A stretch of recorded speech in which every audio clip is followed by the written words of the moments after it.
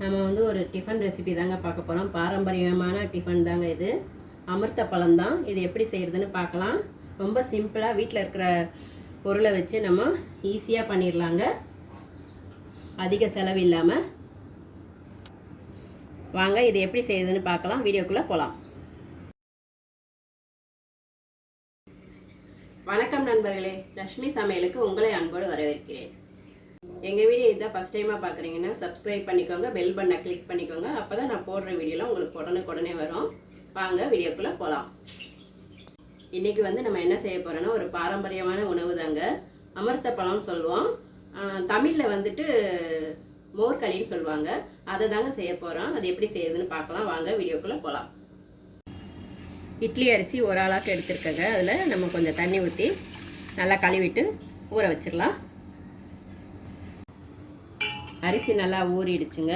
இது வந்து நான் அரிசி வந்து 2 ஹவர் ஊற வச்சுக்கிட்டேங்க. இப்போ நம்ம அரைச்சிக்கலாம். இதுக்கு தேவையானது வந்துட்டு நம்மளுக்கு வந்து புளிப்பு தயிர் 1 கப் எடுத்து வச்சுருக்கேன். 2 பச்சை மிளகா. நம்ம பச்சை மிளகா வந்து காரத்துக்கு தகுந்த மாதிரி போட்டுக்கலாம். இது கொஞ்சம் கார மிளகா, அதனால் 2 தான் போட்டுக்கிறேன். தேவையான அளவு உப்பு. நம்ம இந்த தயிர் ஊற்றி தான் நம்ம அரைக்க போகிறோம். நம்ம இதுக்கு வந்துட்டு புளிப்பு தயிர் இருந்தால் தான் நல்லாயிருக்கும், டேஸ்ட்டாகவும் இருக்கும்.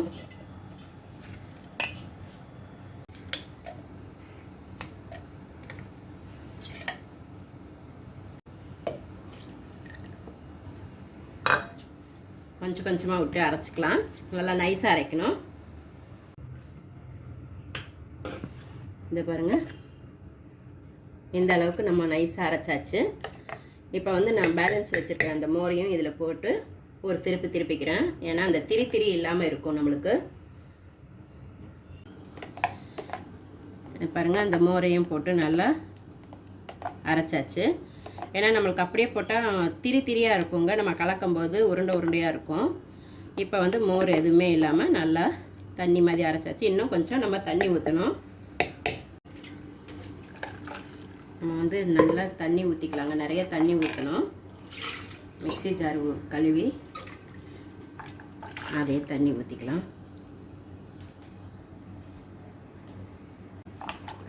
இதை பாருங்கள், இந்த அளவுக்கு நம்மளுக்கு தண்ணியாக இருக்கணும். அப்போ தான் நம்மளுக்கு போட்டு கிளறும்போது நல்லா கெட்டியாக வரும், நல்லா டேஸ்ட்டாகவும் இருக்கும். வாங்க இதை எப்படி செய்கிறதுன்னு பார்க்கலாம். இப்போ வந்து ஸ்டவ் பற்ற வச்சுக்கிட்டு நான் இந்த மாதிரி ஒரு பேன் தாங்க எடுத்து வச்சுருக்கேன். பானலி சூடானதும் நம்ம கொஞ்சமாக எண்ணெய் ஊற்றிக்கிறேன். நம்ம வந்து பானலி வந்து அடி கனமானது போட்டால் நல்லாயிருக்கும். நான் கொஞ்சம் கடுகு போட்டிருக்கேன், இதில் போட்டுக்கலாம். கடலைப்பருப்பு உளுத்தம்பருப்பு போட்டுக்கிறேங்க. இதில்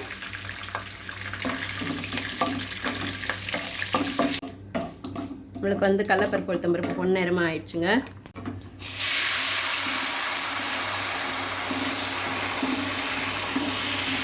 இதெல்லாம் நம்ம கலந்து விட்டுட்டு இந்த மாதிரி ஊற்றலாம். கொஞ்சம் ஸ்லோ பண்ணிவிட்டு இதில் கொஞ்சம் தண்ணி ஊற்றிக்கலாம். இந்த பாத்திரத்தில் பாருங்கள், கொஞ்சம் கொஞ்சமாக கெட்டி ஆகுது. நம்ம கைவிடாமல் நல்லா கலக்கிக்கலாம். நான்ஸ்டிக் இல்லைன்னா நீங்கள் அடிக்கனமான பானலி கூட, இண்டோலியம் அந்த மாதிரி கூட போட்டுக்கலாங்க.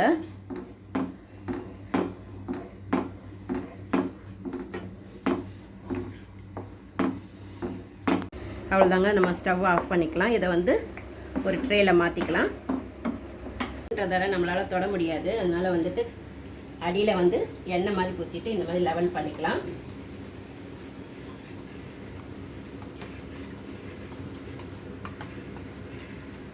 நான் வந்து ஒரு பிளேட்டில் வந்து எண்ணெய் தடவி ஊற்றிட்டேங்க. இதில் கட் பண்ணிக்கும் போது நம்ம தண்ணி தொட்டு கட் பண்ணால் தான் நல்லா வரும்.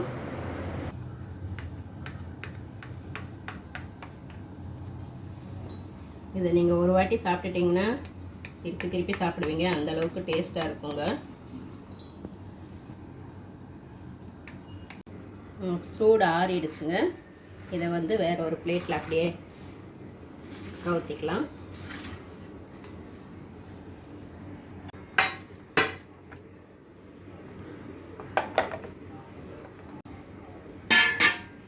எவ்வளோ சூப்பராக வந்திருக்கு பாருங்கள்.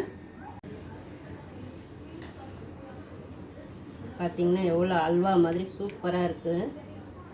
நம்ம வீட்டில் இருக்கிற பொருளை வச்சு ரொம்ப ஈஸியாக டக்குன்னு பண்ணியாச்சுங்க, அதிக செலவு இல்லாமல். நம்மளுக்கு இந்த மாதிரி ஒரு அடியில் தோசை கரண்டி மாதிரி இருக்கிறதுல நம்ம எடுத்துக்கலாம்.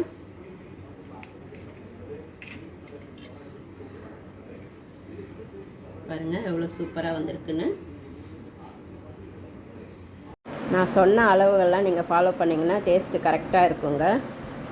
எப்படி இருந்ததுன்னு கமெண்ட்டில் சொல்லுங்கள். பாருங்கள் சூப்பராக வந்திருக்கு. நம்ம வந்து இந்த மாதிரி ஸ்கொயராகவும் கட் பண்ணிக்கலாங்க, இல்லைன்னா ஒரு காட்டன் துணியில் வச்சு ரவுண்டாகவும் நம்ம தட்டி எடுத்துக்கலாம். எங்கள் அம்மாலாம் வந்துட்டு அந்த மாதிரி ரவுண்டாக தட்டி எடுத்துப்பாங்க. நான் இன்றைக்கி பிளேட்டில் தான் இந்த மாதிரி போட்டுக்கிட்டேன், கட் பண்ணி எடுத்துக்கிட்டேன். வந்து நம்மளுக்கு சைட் டிஷ்ஷே தேவைப்படாதுங்க. அப்படியே வேணும்னா உங்களுக்கு கார சட்னி கூட நீங்கள் வச்சுக்கலாம், இல்லைன்னா மோர் மிளகாவை பொடி பண்ணி கூட தொட்டுக்கலாங்க. ரொம்ப நல்லாயிருக்கும். இதெல்லாம் வந்து நிறைய வந்துட்டு ஆரிய வயசா வீட்டுங்களில் தான் நிறைய பண்ணுவாங்க.